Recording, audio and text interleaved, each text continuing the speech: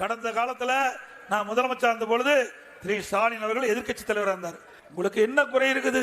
அந்த குறையெல்லாம் மனுவா எழுதி நான் வச்சிருக்கிற பெட்டியில போடுங்க. அந்த பெட்டியை நான் பூட்டி சீலு வச்சு வீட்டுக்கு எடுத்துட்டு போய் திமுக ஆட்சிக்கு வந்த உடனே அந்த சீலா உடைச்சு பெட்டியை திறந்து மனுவை எடுத்து படிச்சு பார்த்து தீர்த்து வைக்கிறேன்னாரு. அப்ப எதுக்கு இது?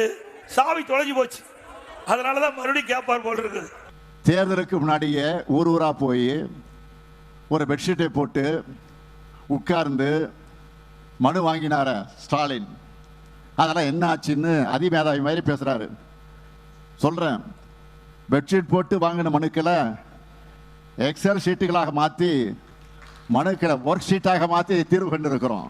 உங்களுடன் ஸ்டாலின் ஒரு விளம்பரத்தை அடிச்சு இதெல்லாம் வீடு வீடா கொண்டாந்து கொடுப்பாங்க, பார்த்துங்க.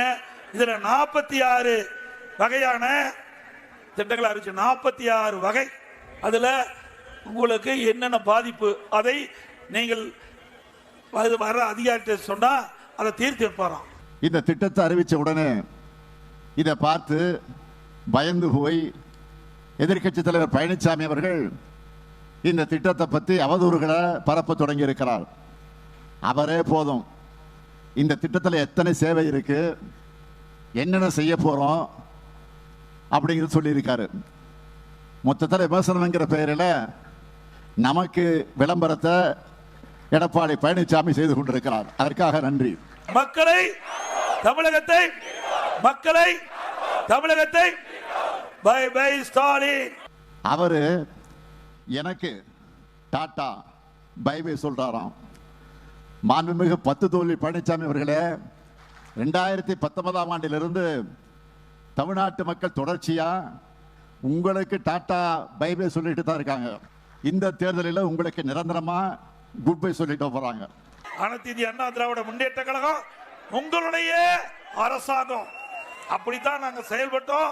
அதனால நிறைய திட்டங்களை இந்த பகுதி மக்களுக்கு நாங்கள் வழங்கினோம் என்று நான் பெருமையோடு மகிழ்ச்சியோடு இந்த நேரத்தில் தெரிவிக்க விரும்புகிறேன்.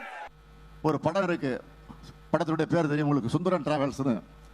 அந்த மாதிரி பஸ்ஸை எடுத்துக்கிட்டு கிளம்பிட்டார். இப்போ அந்த பஸ்ஸில் இருந்து புகை வர்ற மாதிரி இப்போ ஒரு வாயிலிருந்து பொய்யும் அவதூறுமா வந்துகிட்டு இருக்கு. மக்கள் உங்களை நம்ப தயாரா இல்லை. விரக்தியில் என்ன பேசுறது தெரியாம தமிழ்நாட்டு மக்களால் உங்க மேலேயே குற்றச்சாட்டு வைக்கிறார், உங்களை கொச்சைப்படுத்துகிறார். என்னன்னா, 1000 ரூபாய்க்கு ஏமாந்துட்டீங்களே, 1000 ரூபாய்க்கு நீங்க ஏமாந்து போயிட்டீங்களே அப்படின்னு ஒவ்வொரு பிரச்சார கூட்டத்தையும் தாய்மார்களை பார்த்து பேசுறாரு. மக்கள் ஏமாறல, பாஜகவை நம்பி நீங்க தான் ஏமாந்து போயிருக்கீங்க.